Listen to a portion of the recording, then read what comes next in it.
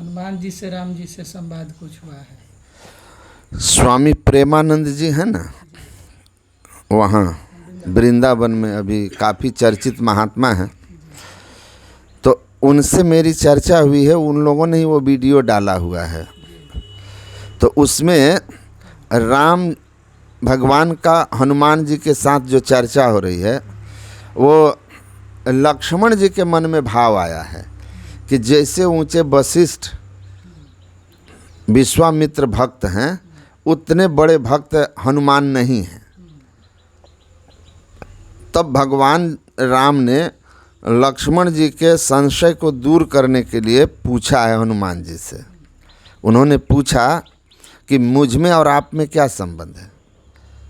तो हनुमान जी ने कहा है, देह दृष्टया तु दासो अस्मि, जीव दृष्टया त्वदंश को, आत्म दृष्टया त्वे वाहम इति में निश्चिता मति ही। शरीर भाव में कहिए तो आप स्वामी हैं, हम सेवक हैं।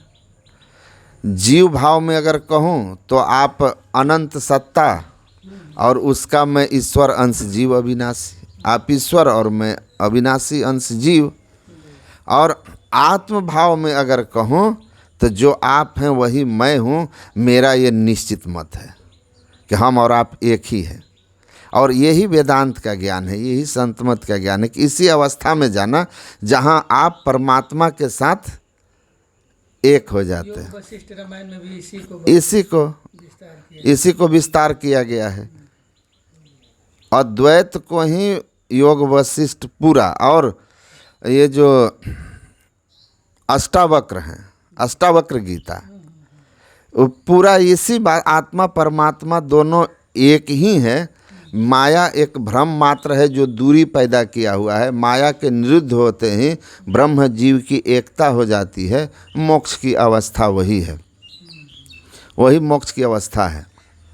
परमानंद है मोक्ष। अच्छा, एक सामाजिक बात थोड़ा पूछेंगे? हाँ पूछिए थोड़ा। फिल्म देखते हैं? फिल्म तो नहीं देखते हैं। पहले देखते हो? पहले देखते थे जब विद्यार्थी थे या साधु जीवन में। ज़माने का कोई पसंदीदा फिल्म? हमारे ज़माने का पसंदीदा फिल्म याद तो नहीं आ रहा है, लेकिन अगर पहले पसंद आया तो बाद में समझ में आया कि हम बेवकूफ़ थे, उससे फिल्मों को पसंद करते थे।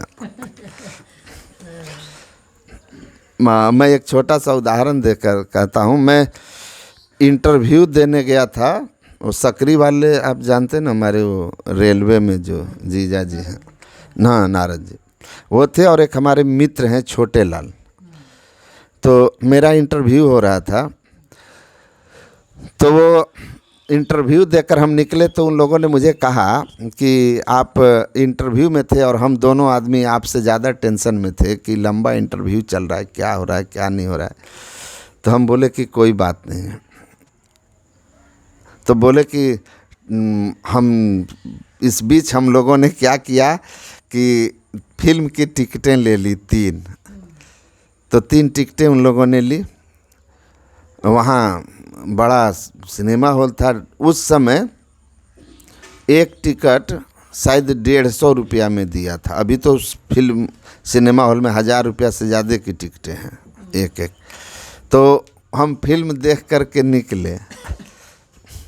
बाद में हम जब उस फिल्म पर चिंतन किए, पहले तो हमें बहुत अच्छा लगा, लेकिन उस फिल्म को देख कर के हम निकले तो फिर कुछ विचार किए। और जब हम आए तो लड़कों ने हमसे पूछा कि सर इंटरव्यू कैसा गया, जो जूनियर थे। आपके समय में तो हम सुनते थे बहुत अच्छी अच्छी फिल्में बनती थी।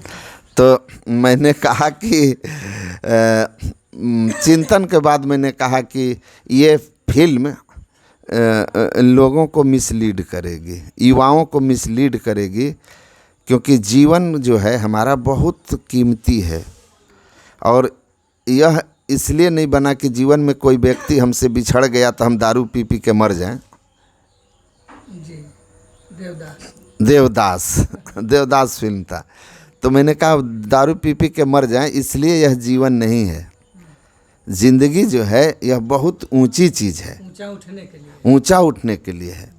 हमें उसको पाना है, चेतना को उस ऊंचाई पर ले जाना है। अगर वहाँ नहीं भी ले गए तो इस समाज के प्रति, संसार के प्रति हमारे बहुत दायित्व है मनुष्य के रूप में, उसको पूरा करना है। ये छोटी सी बातों के लिए ज़िंदगी को इस तरह ख़त्म कर देना, इस फिल्म का संदेश बिल्कुल ही मिसलीडिंग है, बेकार है, फालतू है। तो जो नवयुवक लोग थे कहे कि लगता है कि सर इंटरव्यू देने के बाद दार्शनिक हो गए। तो ये मतलब इसी पर शायरों का दुकान चल रहा है, फिल्म वाले का दुकान चल जी। रहा है, और एक तरह से सस्पेंस में रह करके। हाँ हाँ, तो मतलब मिला जुला के कहिए कि मुझे अब समझ में आता है कि कोई ऐसी फिल्म नहीं थी जिससे मुझे कोई शिक्षा मिली हो और इंस्पायर्ड हुआ हूँ। हाँ, उस समय 4 5 6 होंगे, लेकिन अब क्या फालतू नाम लेना उनका। उनका प्रमोटिंग हो जाएगा, प्रमोशन ही हो जाएगा। आजकल के लड़के लगेंगे यूट्यूब पर खोजने कि बाबा देखे थे, देखें क्या था उस फिल्म में। उनका भी समय बर्बाद होगा। अच्छा, खास कोई क्या